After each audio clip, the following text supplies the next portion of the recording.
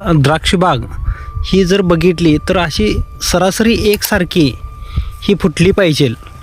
का तर ज्यावेळेला द्राक्षबाग ही काय होतं आहे, ज्यावेळेला द्राक्षबाग फुटत असते त्यावेळेला काय होतं आहे की ही शेंड्याकडची जी बाजू आहे ती एकदम एवढी आलेली असत्या आणि इथली जी आहे फूट आहे ती काय झालेली असत्या लहान अवस्थेत असत्या. तर द्राक्षबागा ह्या एप्रिल छाटणीला अशा एकदम व्यवस्थित फूट जिथं वलांडा फुटला आहे तिथली आणि ही जी शेवटची फूट आहे तर ही एकसारखी असली पाहिजे. तर अशा पद्धतीने ज्यावेळेला आपण द्राक्षबाग फुटायसाठी ज्यावेळेला प्रयत्न करतोय त्यावेळेला जाऊन जे फ्लावरिंग असेल किंवा आपला पोंगा असेल तर हे जर सगळं एकसारखं यायचं असेल तर आपल्याला बागा ह्या सर्वसाधारण ह्या सगळ्या अशा एकसारखी फूट असली पाहिजे की कमी पण नसली पाहिजे आणि जास्त पण नसली पाहिजे. अशी ज्यावेळेला फूट फुटते त्यावेळेला आपल्याला ऑक्टोबर छाटणीला पण चांगला फायदा होतो आहे, फ्लावरिंगला चांगला फायदा होतो आहे, पोंगा स्टेजला चांगला फायदा होतो आहे की जेणेकरून फुटीवर एकसारखं आपल्याला औषध फवारण्या किंवा खताचं नियोजन करता येतं आहे, पिकायला वगैरे सगळं एकसारखी मदत होत्या.